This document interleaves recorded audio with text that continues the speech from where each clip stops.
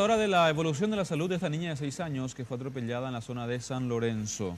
Petrona Esther Aranda Gómez, quien evoluciona favorablemente, según los médicos que la asisten en la unidad de terapia intensiva del Hospital de Trauma. Recibe una alimentación enteral mediante sonda y ya no está recibiendo sedantes. Aníbal Filártiga adelantó que si todo continúa bien, mañana se le podría retirar el respirador.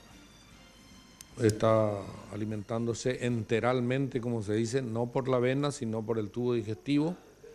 Se le está despertando de a poquito, está ya sin sedantes y todavía obviamente está somnolienta y en un estado todavía de cierta inactividad de lucidez, ¿no?